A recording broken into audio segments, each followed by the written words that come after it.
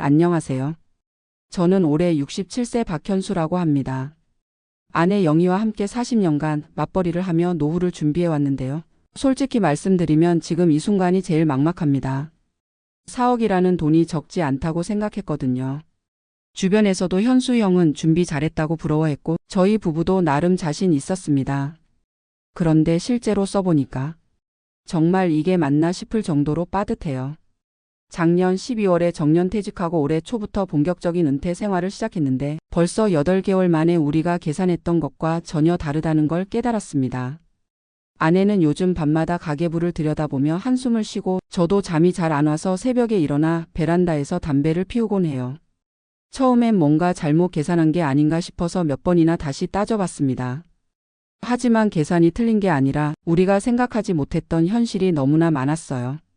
오늘은 제가 어떻게 40년 동안 노후를 준비했는지 그리고 실제로 은퇴 생활을 해보니 어떤 부분에서 예상과 달랐는지 말씀드리고 싶습니다. 혹시 저와 비슷한 상황에 계신 분들께 조금이라도 도움이 되길 바라면서요. 저는 1958년생으로 경상남도 마산에서 태어났습니다. 시골 농가의 셋째 아들로 자랐는데 부모님은 공부해서 도시로 나가라는 말씀만 하셨어요. 다행히 부산대학교 기계공학과에 합격해서 1982년에 졸업했고 그해 서울에 있는 중견 제조업체에 입사했습니다. 아내 영희는 같은 해 은행에 입사한 동갑내기예요. 소개팅으로 만나서 2년 연애 후 1984년에 결혼했죠. 그때만 해도 신혼부부가 둘 다 직장을 가진다는 게 그리 흔한 일은 아니었는데 영희가 워낙 똑똑하고 일에 대한 의지가 강했거든요. 우리 집안은 가난해서 대학도 간신히 나왔는데 이제 직장 그만둘 수는 없어요. 영희의 이 말에 저도 동의했습니다. 사실 제 월급만으로는 서울에서 살기가 빠듯했거든요. 신혼집은 노원구에 있는 전세 1천만 원짜리 아파트였어요. 지금 생각하면 정말 작고 초라했지만 그때는 그것만으로도 행복했습니다. 영희가 퇴근하고 와서 저녁을 해주면 작은 밥상에 마주 앉아 하루 일과를 이야기하는 시간이 제일 좋았어요.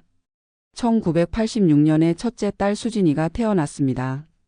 영희는 출산휴가 3개월만 쓰고 바로 직장에 복귀했어요. 그때는 육아휴직이라는 제도도 없었고 여자가 아이를 낳으면 회사를 그만두는 게 당연하게 여겨지던 시절이었거든요. 하지만 영희는 포기하지 않았습니다. 내가 그만두면 우리 경제적으로 어떻게 살아요? 그리고 나도 내일이 있는 사람이잖아요. 결국 영희 어머니께서 서울로 올라와 주셔서 수진이를 돌봐주셨어요. 지금 생각해도 시어머니께 정말 죄송하고 감사합니다. 당신 고향을 떠나 서울 생활을 하시는 게 얼마나 힘드셨을까요? 1989년에는 둘째 아들 민수가 태어났어요. 이때도 마찬가지로 영희는 짧은 휴가만 쓰고 바로 복직했습니다. 시어머니는 이제 두 아이를 돌봐야 했고 저희는 더 넓은 집으로 이사를 해야 했죠. 그때부터 본격적으로 노후 자금을 모으기 시작했습니다. 매월 제 월급에서 50만 원, 영희 월급에서 30만 원을 떼어놨어요. 1990년 기준으로 80만 원이면 상당한 금액이었거든요. 지금은 힘들어도 나중에 우리가 나이 들면 자식들한테 손 벌리지 말자. 이게 저희 부부의 공통된 생각이었어요. 처음에는 은행 적금만 넣었는데 1990년대 들어서면서 주식에도 조금씩 투자하기 시작했어요. 특히 영희가 은행에서 일하다 보니 투자에 대한 정보를 많이 접할 수 있었거든요. 현수 씨, 요즘 증권사에서 펀드라는 상품이 나왔대요. 전문가들이 대신 투자해주는 거래요. 1992년부터 매월 20만 원씩 펀드에도 투자하기 시작했습니다. 수익률이 좋을 때도 있었고 손실을 본 적도 있었지만 장기적으로 보면 은행 적금보다는 수익이 좋았어요. 아이들이 자라면서 교육비가 늘어났지만 노후 자금 적립은 멈추지 않았습니다. 영희가 특히 강조했어요. 교육비 때문에 노후 자금을 쓰면 나중에 후회해요. 지금 조금 힘들어도 계속 모아야 해요. 1995년에 처음으로 아파트를 샀습니다. 노원구에서 중랑구로 이사했는데 전세로 살던 집값이 너무 많이 올라서 전세금을 올려달라고 하더라고요. 그래서 아예 집을 사기로 했죠. 대출을 1억 2천만 원 받고 2억 8천만 원짜리 아파트를 샀어요. 매월 대출 상환금이 70만 원 정도 나갔는데 그래도 노후 자금 적립은 계속했습니다. 다만 금액을 조금 줄여서 매월 60만 원씩 모았어요. 2000년대 들어서면서 아이들 교육비가 정말 많이 들었습니다. 수진이가 고등학생이 되면서 학원비만 월 50만 원, 민수도 중학생이 되니까 월 30만 원씩 들어갔어요. 그래도 저희는 운이 좋았던 것 같아요. 두 아이 모두 공부를 잘해서 특별히 비싼 사교육을 시키지는 않았거든요. 수진이는 연세대 경영학과에, 민수는 서울대 컴퓨터공학과에 들어갔어요. 대학 등록금도 만만치 않았지만 그래도 노후 자금 모으는 건 포기하지 않았습니다. 우리가 지금 포기하면 언제 또 모으겠어? 영희의 이 말이 맞다고 생각했거든요. 2008년 글로벌 금융위기 때는 정말 힘들었어요. 주식과 펀드 가격이 반토막 나면서 손실이 엄청 났거든요. 그때 모아놓은 돈이 3억 정도 있었는데 주식과 펀드로 투자한 1억 5천만 원이 7천만 원으로 줄어들었어요. 여보, 이거 다 팔고 은행에 넣을까요?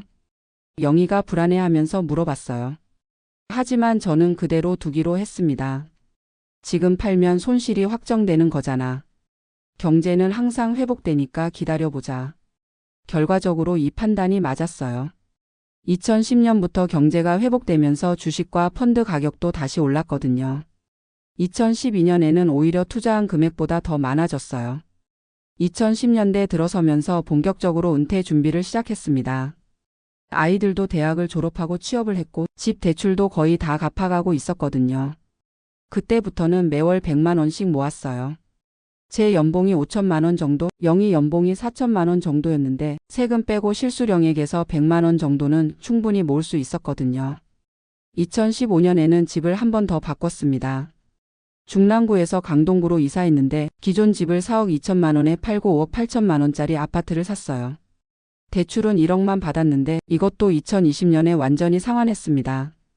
우리 이제 빚 없는 사람이네. 영희가 그렇게 기뻐하더라고요.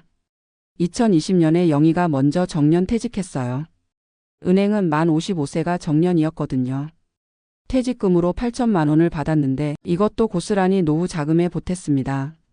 제가 퇴직한 건 작년 12월이에요. 37년 6개월 다닌 회사에서 1억 2천만 원의 퇴직금을 받았습니다.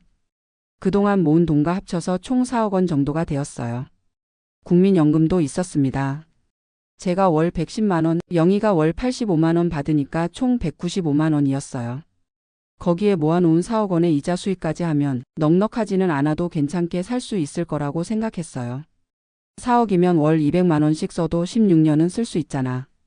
국민연금 195만 원까지 하면 월 395만 원이니까 충분하지 않을까? 이게 저희의 계산이었거든요. 그런데 막상 은퇴 생활을 시작해보니 전혀 달랐어요. 첫 번째 충격은 의료비였습니다. 작년 말부터 제 무릎이 아프기 시작했는데 병원에 가보니 인공관절 수술을 해야 한다는 거예요. 건강보험이 적용되니까 본인 부담금이 200만 원 정도 나올 겁니다. 의사 선생님 말씀을 듣고 안도했는데 막상 수술을 받고 나니까 생각보다 비용이 많이 들었어요. 입원비, 간병비, 수술 후 재활치료비까지 하면 400만 원이 넘게 나갔거든요.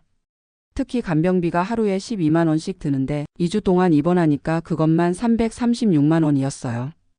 영희도 올해 들어서 고혈압과 당뇨 진단을 받았어요. 매달 병원에 가서 검사받고 약을 타오는데 이것도 월 15만 원 정도 들어요. 젊을 때는 몰랐는데 나이 들어서 병원비가 이렇게 많이 드는 줄 몰랐네. 영희가 한숨을 쉬며 말했어요. 두 번째는 자녀들 문제였습니다. 수진이가 작년에 결혼했는데 결혼 준비하면서 돈이 많이 들어갔어요. 아빠, 요즘 결혼하려면 신랑 집에서 집 마련하고 신부 집에서 가전제품 해주는 게 기본이래요. 신랑 쪽에서 전세자금 5억 원을 마련했으니 저희가 가전제품과 혼수를 준비해야 했어요. 냉장고, 세탁기, 에어컨, TV까지 하면 800만 원, 그리고 혼수 준비하는데 또 500만 원이 들어갔습니다. 우리 때랑은 정말 다르네. 우리는 냉장고 하나 사는 것도 큰일이었는데. 민수는 아직 결혼 안 했지만 작년에 회사를 그만두고 창업을 한다고 하더라고요. 스타트업 투자를 받았다고 하는데 생활이 불안정하니까 가끔 용돈을 보내달라고 해요. 아들한테 용돈 주는 게 뭐 대수냐고 생각했는데 매달 50만 원씩 주다 보니까 1년에 600만 원이더라고요. 세 번째는 물가 상승이었어요. 은퇴하기 전에는 직장에서 점심을 해결했는데 이제는 집에서 세 끼를 다 먹어야 하잖아요. 시장에 가니까 물가가 정말 많이 올랐더라고요. 삼겹살이 100g에 3,000원이에요. 우리가 젊을 때는 1인분에 2,000원이었는데 예전에는 외식도 가끔 했는데 요즘은 중국집 짜장면도 8,000원, 설렁탕도 12,000원이에요. 그래서 거의 집에서만 먹게 되더라고요. 전기요금도 예상보다 많이 나왔어요. 집에 있는 시간이 늘어나니까 에어컨도 더 쓰게 되고 TV도 하루 종일 켜놓게 되고요. 여름철 전기요금이 25만 원씩 나와서 깜짝 놀랐어요. 네 번째는 여가 비용이었습니다. 은퇴하면 시간이 많아지니까 뭔가 해야 하잖아요. 영희는 문화센터에서 요가랑 서예를 배우기 시작했는데 월 수강료가 12만 원씩 들어요. 저는 등산을 시작했는데 등산복, 등산화, 배낭 사니까 100만 원이 넘게 들었어요. 그리고 산에 갈 때마다 교통비, 식비에서 5만 원씩 들어가요. 돈 안 들이고 할 수 있는 취미가 뭐 있을까? 고민해봐도 마땅한 게 없더라고요. 다섯 번째는 집 관리비였어요. 20년 된 아파트다 보니까 여기저기 고칠 곳이 생겨요. 작년에 베란다 방수 공사하는데 200만 원, 올해는 보일러를 교체하는데 150만 원 들었어요. 에어컨도 15년 되어서 새로 사야 하고 냉장고도 소음이 심해서 바꿔야 할 것 같아요. 한 번에 300만 원씩 나가니까 부담이 되더라고요. 젊을 때는 이런 것들이 이렇게 자주 고장 나는 줄 몰랐네. 여섯 번째는 교통비였습니다. 은퇴하면 대중교통을 많이 이용할 거라고 생각했는데 막상 해보니까 그렇지도 않더라고요. 병원 갈 때, 시장 갈 때, 문화센터 갈 때를 생각해보면 차가 편해요. 그런데 주차비가 만만치 않아요. 병원 주차비만 시간당 3,000원씩 하거든요. 기름값도 리터당 1,600원 정도 하니까 한 달에 주유비로 15만 원 정도 들어가요. 자동차 보험료, 정비비용까지 하면 월 25만 원 정도는 차량 유지비로 나가는 것 같아요. 이렇게 계산해 보니까 한 달 생활비가 생각보다 많이 나가더라고요. 기본 생활비, 식비, 공과금 120만 원, 의료비 30만 원, 자녀 지원비 50만 원, 여가비 20만 원, 차량비 25만 원, 기타 집 관리 경조사비 등 30만 원, 총 275만 원 정도 나가요. 국민연금 195만 원 받으니까 매달 80만 원씩 부족한 거죠. 작년 12월부터 올해 8월까지 9개월 동안 720만 원을 써야 했어요. 거기에 제 수술비 400만 원, 수진이 결혼 비용 1,300만 원까지 하면 벌써 2,420만 원이 나간 거예요. 이렇게 쓰면 4억 원이 10년도 못 갈 것 같은데? 영희가 걱정하며 말했어요. 저도 계산해 봤는데 정말 그렇더라고요. 매달 80만 원씩 부족하면 1년에 960만 원, 10년이면 9,600만 원이에요. 거기에 큰 병이라도 생기거나 집을 수리해야 할 일이 생기면 4억 원으로는 15년을 버티기 어려울 것 같았어요. 우리가 뭔가 잘못 계산한 걸까? 처음에는 저희가 너무 많이 쓰는 건 아닌가 생각했어요. 그래서 가계부를 다시 정리해보고 절약할 수 있는 부분을 찾아봤거든요. 하지만 딱히 사치스럽게 쓴 게 없더라고요. 의료비는 아픈데 어쩔 수 없고 자녀 도움도 완전히 끊을 수는 없고 기본적인 생활비도 줄이기 어려웠어요. 그럼 우리가 더 벌어야 하는 건가? 영희가 파트타임 일자리를 알아보기 시작했어요. 마트 계산원이나 아파트 관리사무소 일 같은 거요. 하지만 65세 넘은 여자를 뽑는 곳이 많지 않더라고요. 저도 경비 일자리를 알아봤는데 밤 근무도 해야 하고 월급도 150만 원 정도밖에 안 되었어요. 37년 동안 회사 다니다가 이런 일을 하려니까 자존심도 상하고 체력적으로도 버틸 수 있을지 확신이 서지 않았어요. 그러던 중에 아파트 상가에서 작은 카페를 운영하는 분을 만났어요. 70세가 넘은 할머니인데 혼자서 커피도 타고 샌드위치도 만들어 파시더라고요. 어르신, 힘들지 않으세요? 제가 물어봤더니 힘들긴 하지만 집에만 있으면 답답해서요. 그리고 용돈 벌이도 되고 하루 10만 원 정도는 벌어요. 그 말을 듣고 영희와 상의해봤어요. 우리도 뭔가 작은 사업을 해볼까? 하지만 막상 알아보니까 쉽지 않더라고요. 카페를 하려면 권리금부터 3천만 원, 인테리어에 2천만 원, 초기 재료비에 500만 원은 들어가야 한다는 거예요. 그리고 요즘 카페는 경쟁이 너무 치열해서 잘해야 월 100만 원 정도 순수익을 낼 수 있다고 하더라고요. 자칫하면 미천만 날릴 위험도 있고요. 그럼 우리가 지출을 더 줄여야 하는 건가? 영희가 문화센터 수강을 그만두겠다고 했어요. 저도 등산을 줄이기로 했고요. 자동차도 웬만하면 안 쓰고 대중교통을 이용하기로 했습니다. 하지만 그렇게 해도 한 달에 20만 원 정도밖에 안 줄어들더라고요. 근본적인 해결책이 되지 않았어요. 어느 날 저녁 영희와 마주 앉아 진지한 대화를 나눴어요. 여보, 우리가 노후 준비를 잘못한 걸까요? 글쎄요. 4억이 적은 돈은 아닌데 실제로 써보니까 생각보다 빨리 줄어드네요. 그때는 왜 몰랐을까요? 물가가 이렇게 많이 오르고 의료비가 이렇게 많이 들 줄은 정말 몰랐어요. 자녀들도 생각보다 도움이 많이 필요하고요. 영희의 말이 맞았어요. 저희가 젊을 때는 부모님께 용돈을 드리는 정도였는데 요즘 자녀들은 결혼 비용부터 시작해서 도움이 필요한 부분이 너무 많더라고요. 그리고 우리도 예전보다 돈 쓸 일이 많아진 것 같아요. 은퇴하면 집에만 있을 줄 알았는데 오히려 나갈 일이 더 많아졌어요. 정말 그랬어요. 직장 다닐 때는 회사에서 시간을 보냈는데 은퇴하니까 뭔가 해야 할 것 같아서 자꾸 돈을 쓰게 되더라고요. 그리고 집도 생각보다 관리비가 많이 들어요. 20년 된 아파트라서 그런지 자꾸 뭔가 고장이 나요. 저희는 그날 밤늦게까지 이야기했어요. 그리고 몇 가지 결론을 내렸습니다. 첫째, 저희의 노후 자금 계산에 오류가 있었다는 것. 4억 원으로 20년을 버틸 수 있다고 생각했는데 실제로는 10에서 12년 정도밖에 안 될 것 같다는 거예요. 둘째, 물가 상승을 제대로 고려하지 못했다는 것. 저희가 젊을 때 물가와 지금 물가가 너무 다르더라고요. 앞으로 10년 후에는 또 얼마나 오를지 예상하기 어려워요. 셋째, 의료비를 과소평가했다는 것. 건강보험이 있으니까 큰 돈 안 들 줄 알았는데 실제로는 보험 적용이 안 되는 부분이 너무 많았어요. 넷째, 자녀들에 대한 지원을 고려하지 않았다는 것. 저희 부모님 세대는 자녀들이 독립하면 끝이었는데 요즘은 결혼, 창업, 육아 등등 계속 도움을 요청해요. 다섯째, 은퇴 후 생활 패턴을 잘못 예상했다는 것. 집에서 조용히 지낼 줄 알았는데 오히려 활동적으로 지내려니까 돈이 더 들어요. 이런 분석을 하고 나니까 앞으로 어떻게 해야 할지 조금 보이기 시작했어요. 먼저 수입을 늘리는 방법을 진지하게 고민해 보기로 했습니다. 하지만 저희 나이에 할 수 있는 일이 많지 않다는 것도 현실이에요. 그래서 다른 방법을 생각해 봤어요. 집을 팔고 더 작은 집으로 이사하는 것.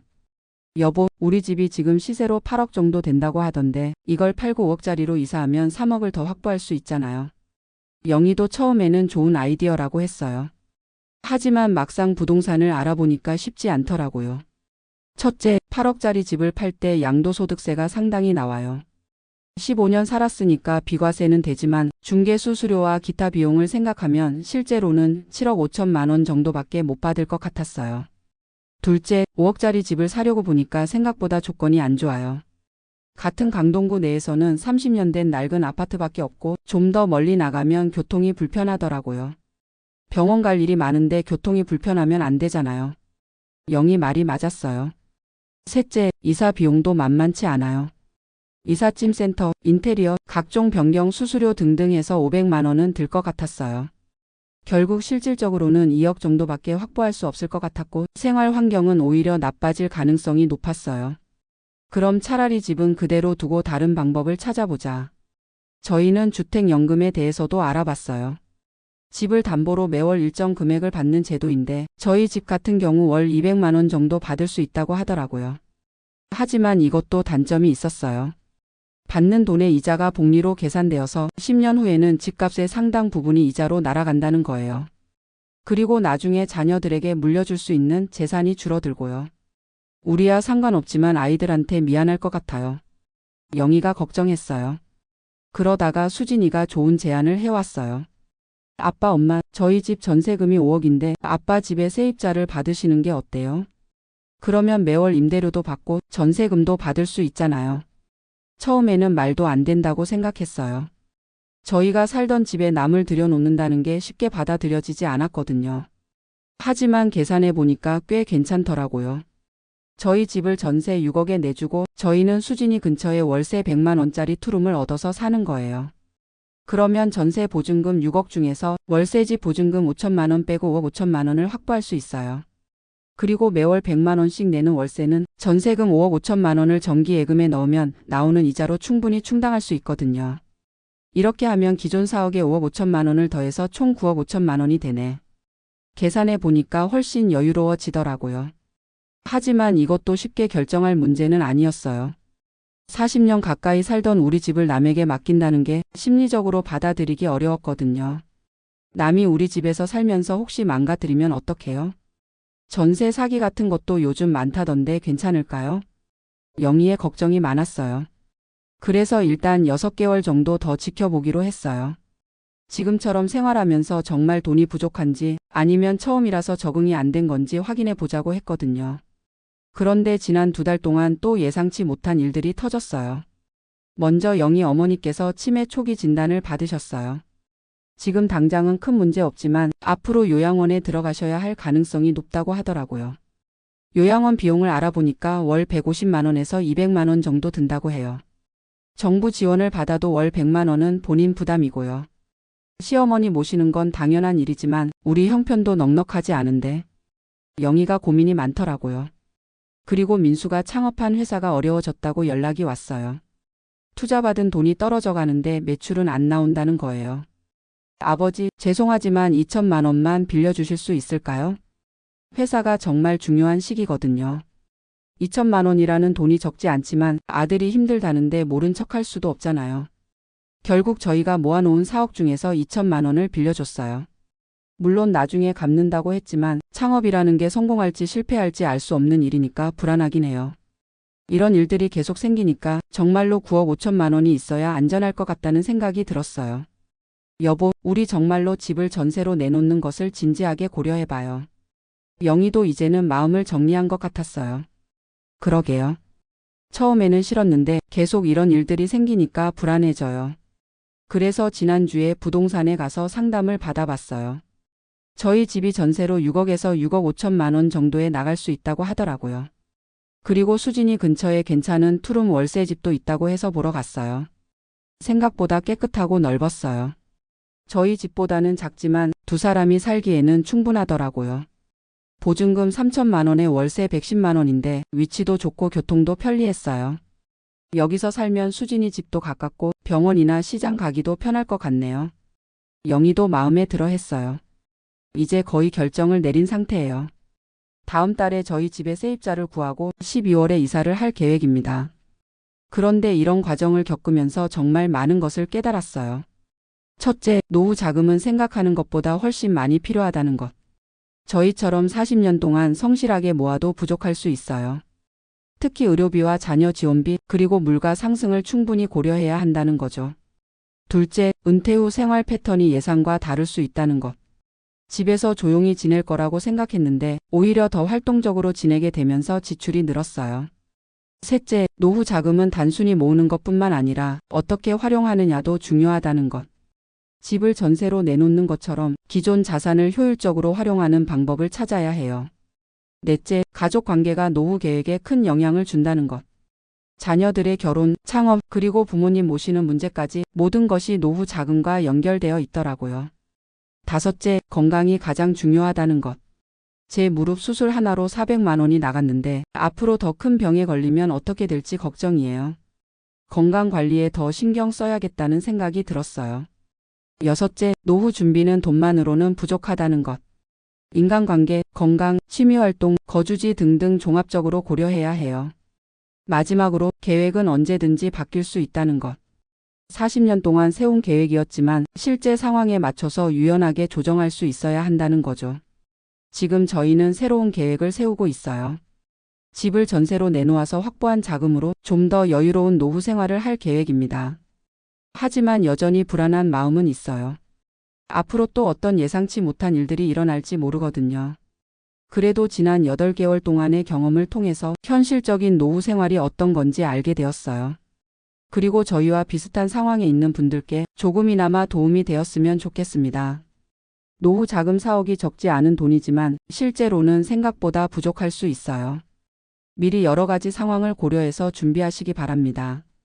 그리고 돈만으로 모든 걸 해결할 수는 없다는 것도 기억하세요. 가족과의 관계, 건강관리, 사회적 관계 등도 함께 준비해야 합니다. 특히 집이라는 자산을 어떻게 활용할 것인지도 미리 고민해 보시기 바라요. 저희처럼 전세로 내놓는 것도 하나의 방법이고 주택연금이나 집 교체 등 여러 옵션이 있거든요. 무엇보다 중요한 것은 계획이 틀렸다고 해서 포기하지 말고 상황에 맞춰서 유연하게 조정하는 것입니다. 저희도 아직 조정하는 과정에 있지만 이제는 좀 더 현실적인 계획을 세울 수 있을 것 같아요. 여러분들도 미리미리 준비하셔서 행복한 노후 생활을 보내시기 바랍니다. 끝까지 들어주셔서 감사합니다.